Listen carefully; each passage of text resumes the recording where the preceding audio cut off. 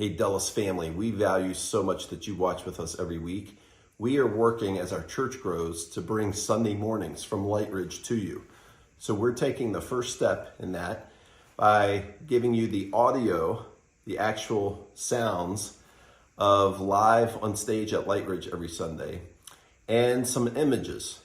And as we grow and develop, we'll eventually get to the point where we can give you the live video feed. So enjoy last week's message, and we'll do this again next week. We love you, Dulles family. Welcome to Dulles. We're a community of faith that embodies the love of Jesus for the good of our neighbor and the renewal of our world. We're so glad that you're listening. It is no secret, I'm not shocking anyone, when I point out that we as a country, and really countries all around the world, we make a much, much bigger deal out of Christmas than we do Easter. And I think there's a lot of reasons for this, but I mean, just think about it. Think about it. Christmas is an entire season. I would say officially it begins before Thanksgiving dinner is completely cleaned up. And for 1/12 of our calendar year, we string lights all over our houses and in our communities, and we put reindeer in our yards. We have traditions through the whole month. I mean, we go to shows, and we have ugly sweaters, and we have tree lightings. We have Christmas movies. My family has a solid 8 or 9 Christmas movies is our tradition that we try to watch every year. Can you imagine your kid like running up to you like a week before Easter, like, Mom, can we please watch The Passion of the Christ again? And you're like, sweetheart, we've watched that 8 years in a row. I mean, it's amazing what we do. Our work, we have work parties for Christmas. Corporations budget Christmas parties. Imagine coming to work one day and one of your buddies says, hey, the boss is taking us all out. We're closing Tuesday early and going out for Easter drinks. Or imagine the shopping that we do all month long. And we give presents to every family member. And we often give presents to people in our lives like school teachers or sometimes even neighbors or coworkers. Imagine going to work on a Tuesday with a beautifully wrapped box, and you give it to your friend, your coworker, and they're like, what's this? And you're like, Happy Easter. I mean, that would be super weird. I would think you're weird. It's amazing how extended the focus of Christmas is. And dare I not forget the Hallmark Channel. The Hallmark Channel screens 2 Christmas movies simultaneously on 2 different channels, 24/7, starting in October. Now let's compare that to Easter. And this is super sad to say, but more and more each year, more and more Americans don't even realize it's Easter weekend until Good Friday, or until Saturday. And is it possible? I mean, we know it is that there are Americans, there are people, many people probably waking up this morning not realizing it's Easter. They may not know it's Easter until tomorrow. And for those of us who take Easter seriously, taking it seriously for many people, many homes, looks something like, hey, we're going to church on Sunday, it's Easter, and then we're going to have Easter lunch. And Easter lunch usually includes just the people of the house, or maybe sometimes family or friends, certainly that live close. No one travels for Easter. At Christmas, we go on airplanes and plan big vacations. Yeah, we travel for spring break. We don't travel for Easter. And for the real crazies, the real Easter crazies, lunch is followed by like a 20-minute egg hunt in the yard that ends around 1:30 or 2, so golf fans like me can watch the final round, the dramatic final round of the Masters, right? And before you know it, by mid-afternoon, Easter turns back into a normal Sunday. Now, I think there's a lot of reasons for this. We could study this from a kind of a sociology kind of view. We could look at this from a marketing, commercialization idea. Obviously, it's easy to generate energy, and maybe even as retailers focus, like, wow, I think it's easy to get motivated around the idea of a sweet little baby being born than maybe a bloodied man hanging on a cross. I get it. There's a lot of reasons we could focus on. There are two challenges I had with Easter early in my faith that I think might speak to part of the spiritual reason why many believers in the Easter story, followers of Jesus, minimize Easter as compared to Christmas. And so I want to spend these 2 Sundays, ending next week's message will end with communion. I want to focus on 2 challenges that I had early in my faith. Now, I had more questions than just 2. Many questions about why the blood, why so gruesome, and many, many things I was needing to work out when I was young in my faith. But there were 2 primary questions that really haunted me. And they both come from Matthew 27. I'm going to read this portion of the story of Good Friday, Jesus on the cross.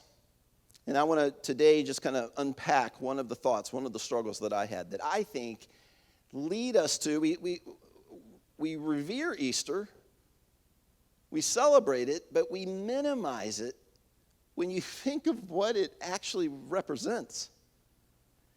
So here we go in Matthew 27. 2 rebels were crucified with him, one on his right and one on his left. Those who passed by, and we know from the gospel writers, we know from Matthew, Mark, particularly in Luke's account, that a large crowd, a multitude, watched the crucifixion, watched Jesus' execution, and then followed him and the executioners outside the city walls to Golgotha, and were there during the hours of Jesus hanging on the cross. Those who passed by hurled insults at him, shaking their heads and saying, "You who are going to destroy the temple and rebuild it in 3 days, save yourself." Jesus, without them understanding yet what he meant, referred to himself as the temple. He's the actual temple, the presence of God. The presence of God dwells in him. He would tear down the temple, and 3 days later it would be rebuilt. "If you're God's son, come down from the cross." In the same way, the chief priests, the teachers of the law, and the elders mocked him. These are the religious leaders who had him crucified. These are the leaders who teach and supposedly model the Old Testament scriptures. They become so insecure at the success of Jesus and the power they've actually witnessed time and time again, his miraculous power. Instead of being in awe of that, isn't it amazing what the human heart can do? These leaders saw themselves losing control, and so they conspired to kill him. These teachers of the law and elders mocked him. "He saved others," they said, "but he can't save himself. He's the King of Israel. Let him come down now from the cross, and we will believe in him." That's a statement we'll come back to in just a moment. "He trusts in God. Let God rescue him now if he wants him, for he said, 'I am the Son of God.'" In the same way, the rebels who were crucified with him also heaped insults on him. If it's not bad enough that the crowd, some of whom we know witnessed the resurrection of Lazarus a week earlier, praises him on Palm Sunday, they've turned against him because he's not turning out to be the king they thought. They thought he would overthrow the Jewish leaders, the corrupt Jewish leaders, take over essentially Judea, and then make his move toward Rome.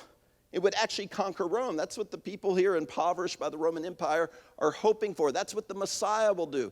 And somewhere between Palm Sunday and Easter Sunday, the sentiment changes. He's not who we thought he was. He's not a conquering king. So not only does this crowd turn on him, and they're mocking him, so are his crucifiers. To make matters worse, the criminals hanging on either side of him are mocking him. From noon until 3 in the afternoon, darkness came over all the land. About 3 in the afternoon, Jesus cried out in a loud voice, "Eli, Eli, lema sabachthani," which was in his original Aramaic language, which means, my God, why have you forsaken me?"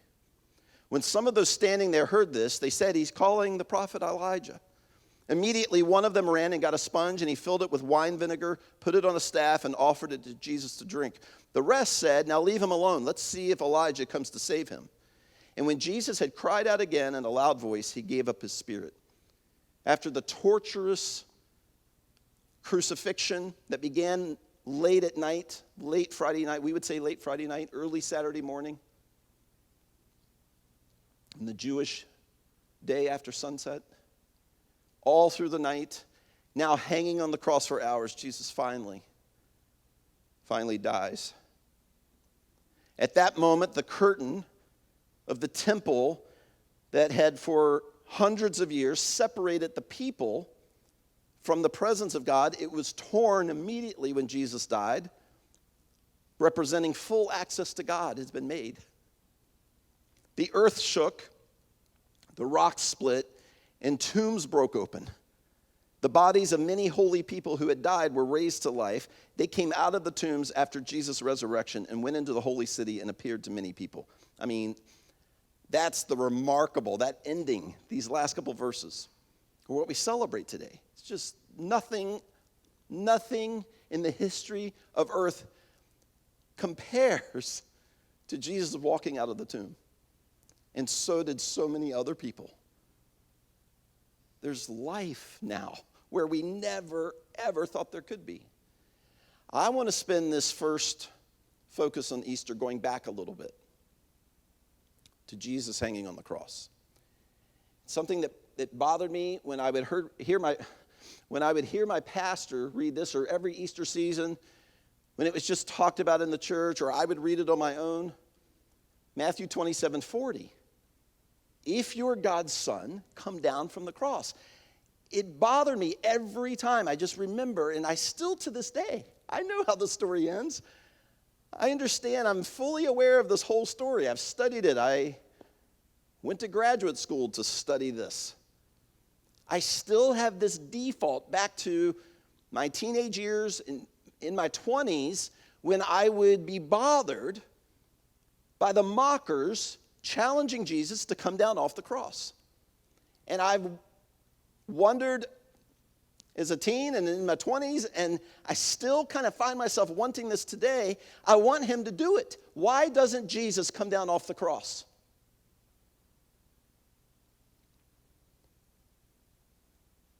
The men who put him on the cross, they're mocking. They don't believe there's a chance that he's going to come down off the cross, but they even say, if you do it, if you come down from the cross, we'll believe in you. You know what's ironic about that? These are the men who have seen blind men have their eyes restored, their sight restored. They've seen and witnessed Lazarus come out of the tomb. They've seen miracle after miracle, and as the hundreds of followers turn into thousands, everywhere Jesus goes, he has crowds waiting for him because of his notoriety and the authority. No one's ever seen anything like this.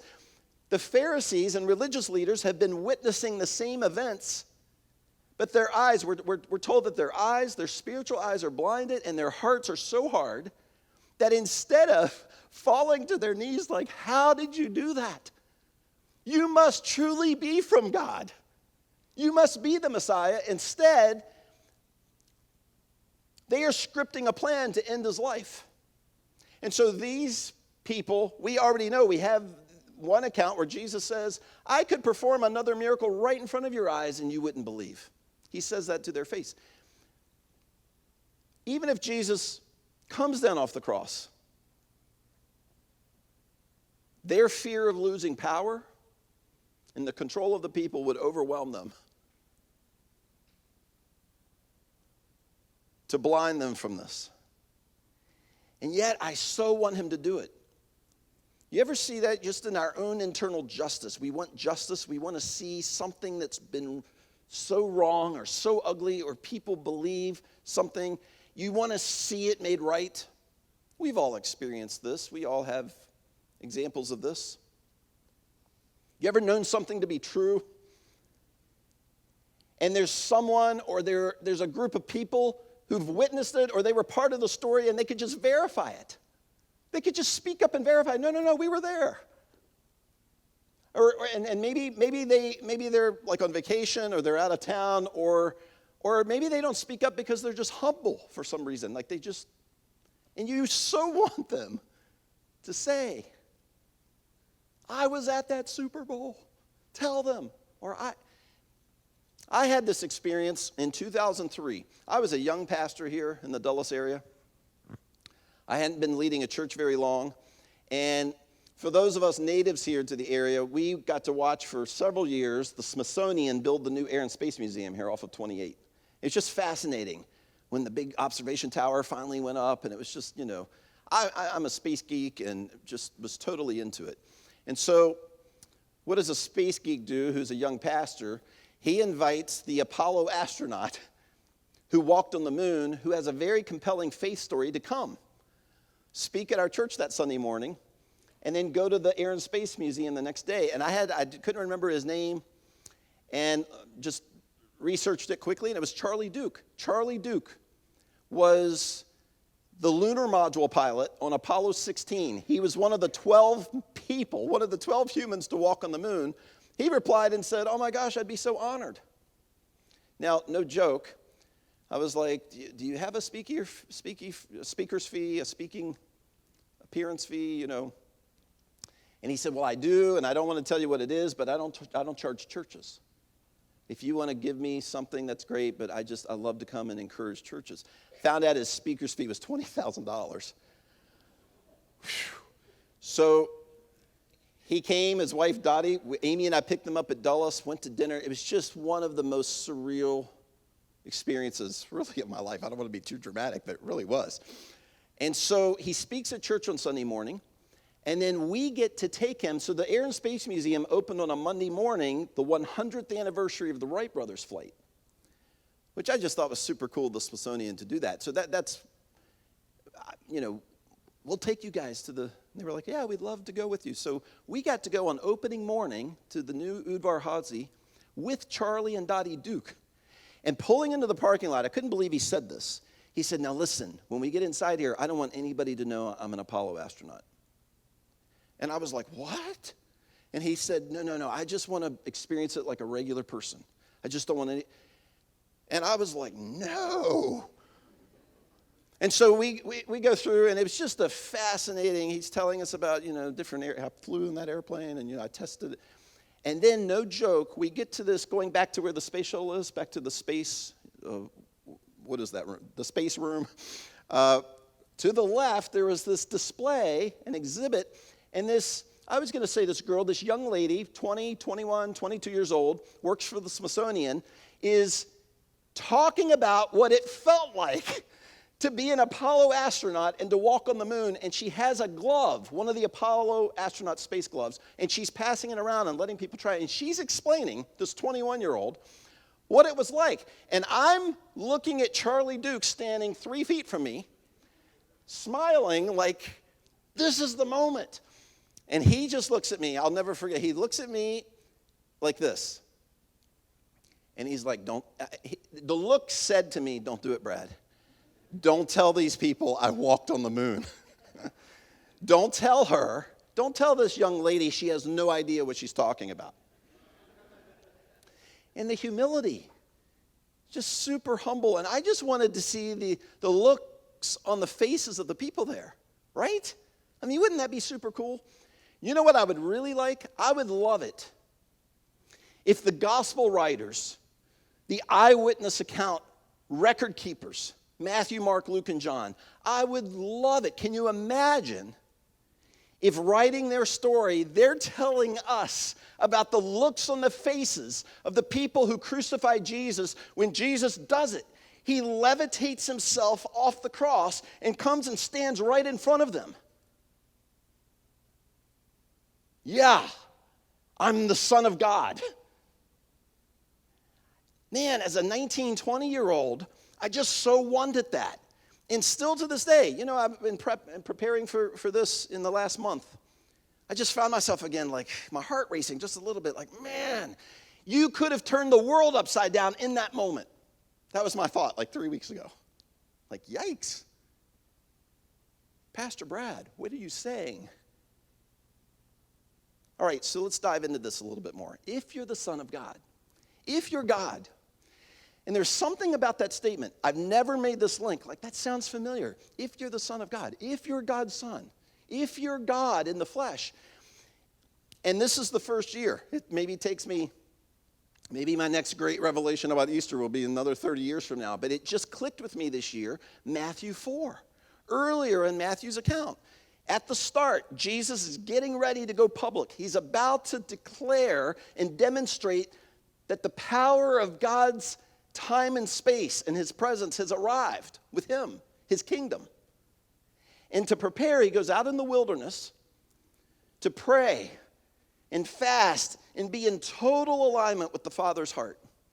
And what happens in the wilderness? He's tempted. The evil tempter approaches Jesus. And it's easy for you and I to just think, well, these are just kind of three random temptations. Satan, the proper way to actually translate Satan is the Satan. This evil entity that conspires every day of our lives to pull us off of center, to make us unwhole, not the beautiful display of God's character, the image bearers of God that he designed you and me to be. So creative and life-giving. In the garden, we were designed, we were told it was the blessing of God that we go and multiply. That is a creative statement that we would go and repurpose life. We would perpetuate life in the image of the Creator. We would, as his image bearers, do the same. And there's this tempter that tries to pull us so far away from what we were designed to be. And Jesus, he's not experiencing just three random temptations. He's experiencing the big three, that damage us, that so fatally flaw us as humans. And the temptation begins with, if you're God, if you're God's Son. And what are the three? Jesus is hungry. He's been fasting. Turn these stones into bread, Jesus. You know you want to. You're so hungry. The first temptation is to satisfy our craving. To satisfy your craving. This is what we all face. We're tempted with this all the time. If you're God, and you should be, and to you and me, it sounds like you should be God of your life. This began in the garden. I want to be God. This is what broke the universe. This is what broke planet Earth. When humans decided, no, life doesn't work best when we center ourselves around the Creator. Life works best when I am the decision maker. And in particular here, this is the temptation to do what feels right. If you're God, you can do what feels right. And Jesus, of course, resists. This wasn't necessarily easy for, we just think Jesus is like, shoo, get away. I'm God. No, he's incredibly hungry. And it was an actual temptation. It wasn't just a suggestion. He was tempted. And then out of his mouth come, no, humans can't just live on bread. What we actually live and thrive on are the words of God. This is what Jesus replies back to Satan. And then the second temptation just quickly follows. Jesus is taken to the highest point of the temple. Throw yourself down, Jesus. And this seems like a strange temptation. Like, who's going to do that? It's a temptation to see verification of who you are. This is the temptation to prove yourself. This is the temptation. If you're God, you should want to impress the people around you. And in our culture, in our everyday lives, this plays out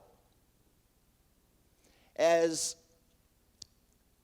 trying to find our security. We live in a generation today where identity, finding our identity, is so much the focus of the world today.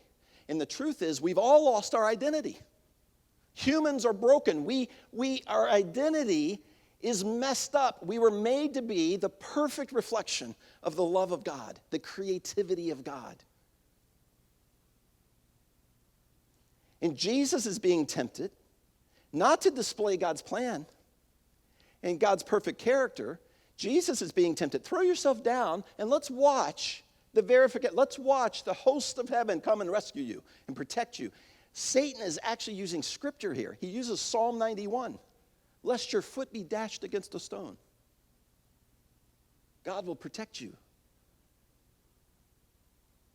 It's a temptation toward pride. And then the third temptation, maybe the most fatal of all, and that is of control. The temptation to control, to be in control of our lives. If you're God, you should worship. It's interesting here. The way I wrote this point, you should worship being in control. Satan takes Jesus to the highest mountain and says, look at all the earth, all the dominions of the earth. Jesus, I give them all to you. You can rule and reign over every dominion of the earth if you'll bow down to me.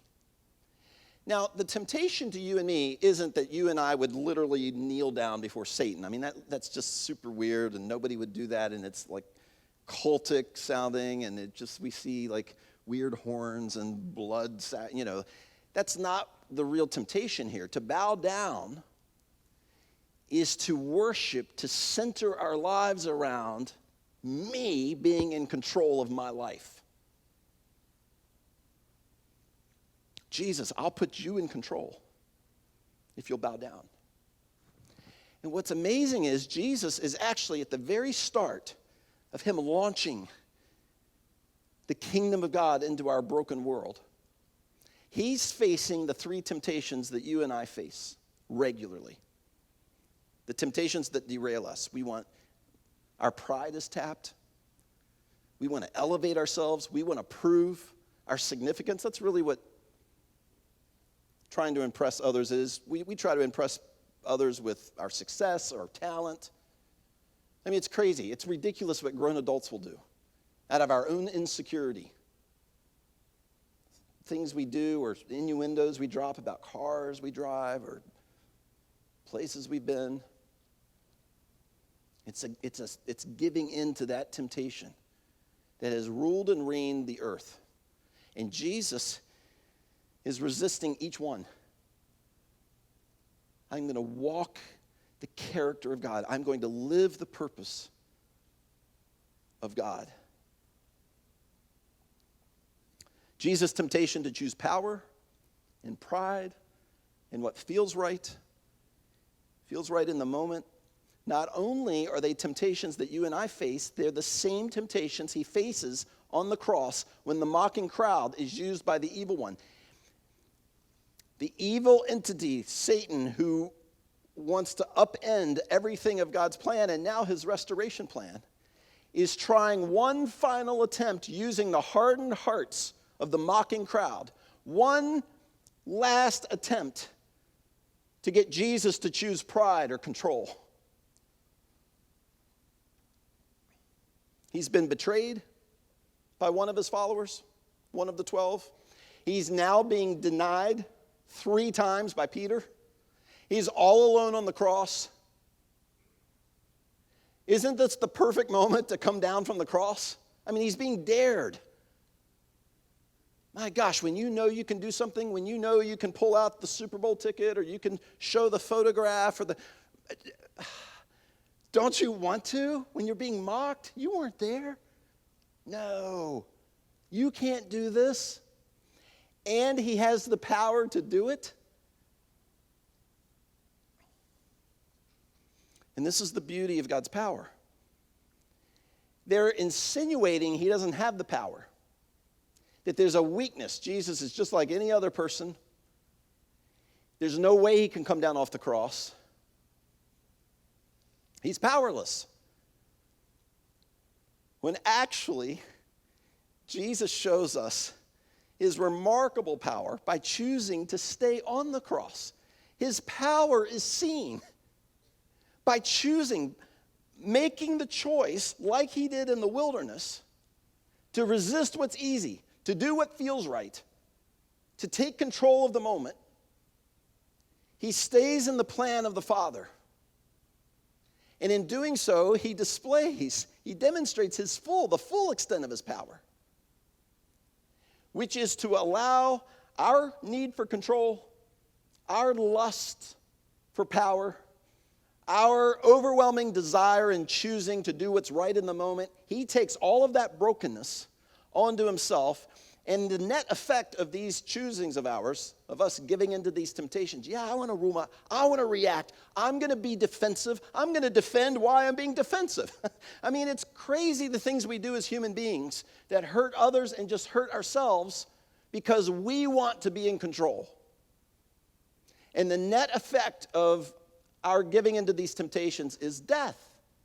Death in a relationship with God, the ability to know him. Sure, the ability to live forever the way we were designed.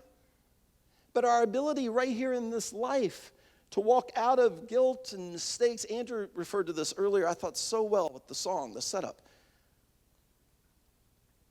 How God, evidence of God is that he's the God of second chances.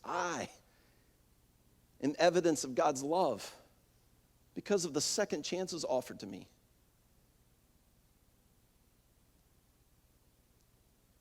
We often think about eternity like, Easter's about someday when I'm 89 years old, 94 years old, then I have to really be sure I'm ready. Life, the way God intended you to live it, is supposed to start now in your relationships. However broken you've been, however ugly you've been, however you've been mistreated. We want to point to our parents. We want to talk about our childhoods. We do this. I could do this. We want to talk about people who've genuinely wounded us. I've been wounded. And then we try to cover up our mistakes, and we try to cover up the way we've wounded others. And you were designed right now, today, this year, this month, to live out more of God's life and design for you. And it's death. It's a spiritual death. It's a death to our relationships. It's a death to our dreams. That is the result of our what Scripture calls sin, our selfish choosing of control. Jesus chose on the cross not just to take our prideful desire for control onto him, but he chose to allow the net effect to take full effect, to kill him. Jesus could have short-circuited this deal. Man, I've been tortured for hours. I'm hanging here on this cross. Enough. Okay, you want proof? I'm still saying this right now. There's part of me that still wishes he did it. I'm so glad he didn't. Because Jesus didn't just take our mistakes and our selfish choosing onto the cross. He took the death and allowed the death to take him. Jesus traded coming down off the cross for coming out of the tomb. And it's significant because coming out of the tomb means he allowed our death, the consequence of our selfishness, to kill him. And then 3 days later, walking out of the tomb means that he now can give you life over death.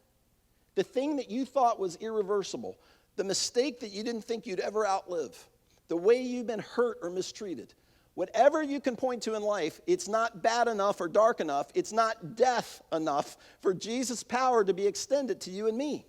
I don't follow Jesus because I'm trying to be religious or I want to be some example of a religious leader in the community. Actually, I try to hold off people finding out I'm a pastor as long as I can. People stop inviting you to things. When Amy and I moved to our street, we moved to Edgartown Street in 2005. I kid you not. I finally caught a neighbor who lived out across from us out at his mailbox or trash can one day, and I'm going to go say hi to this guy. And, I'm Mr. Extrovert, so I'm probably running down my driveway. And I'm like, hey, we start chatting.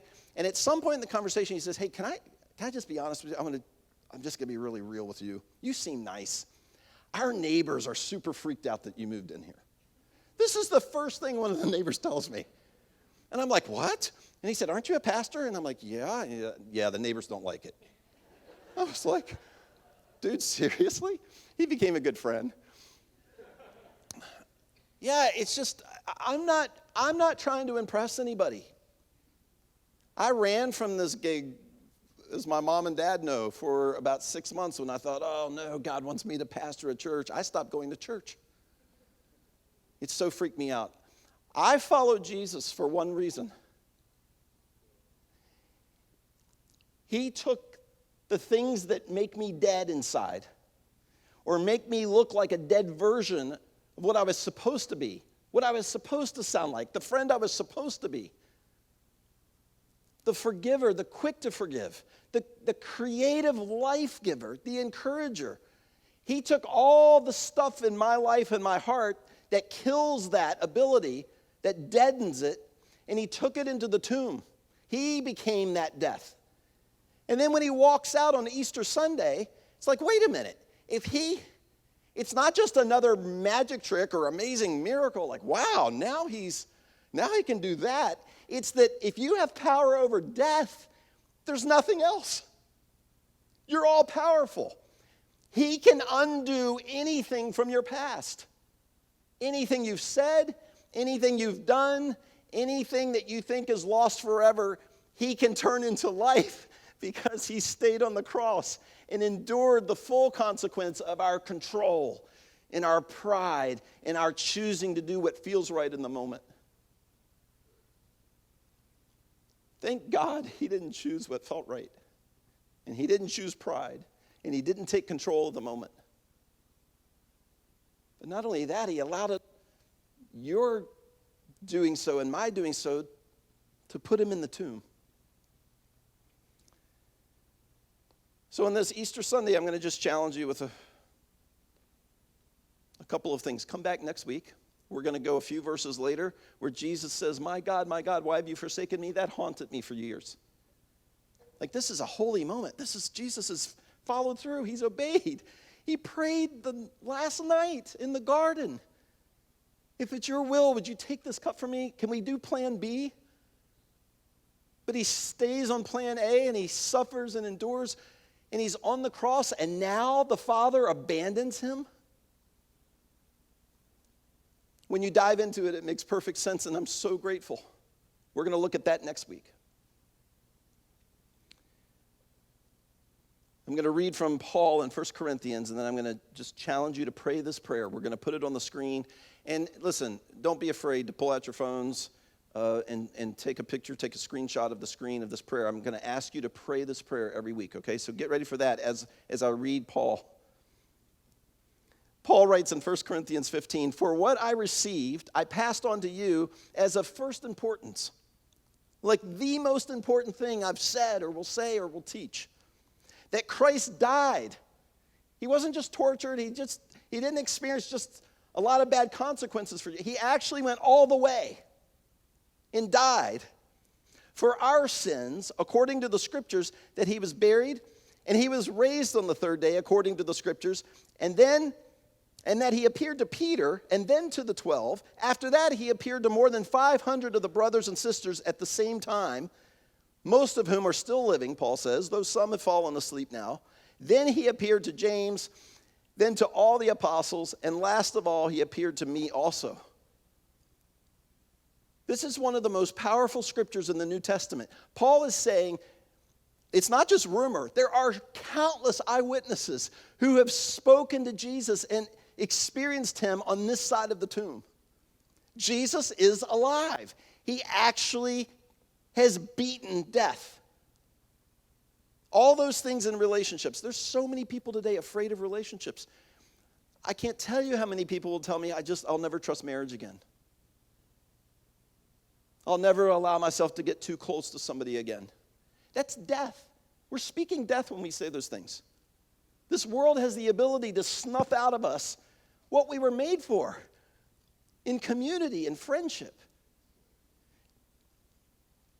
Jesus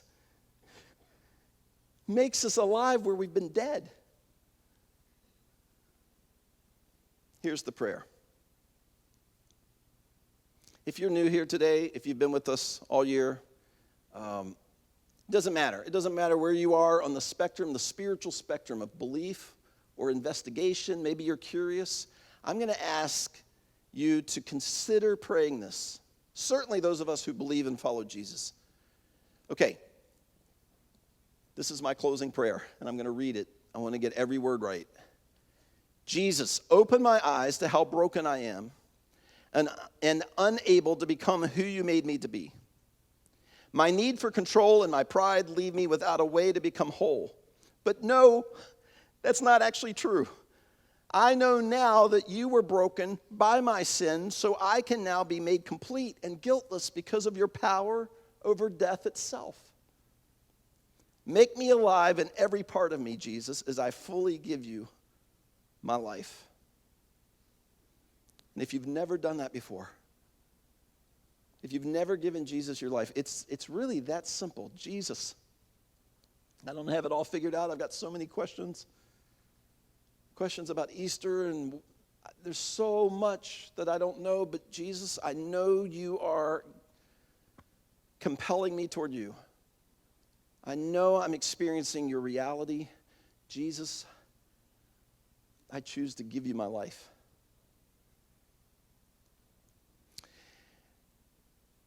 I'm going to just challenge you, whether you consider me your pastor or not.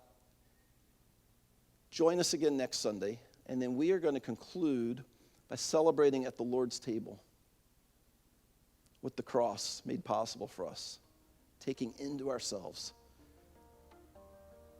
the substitution of our brokenness so that we could be made alive.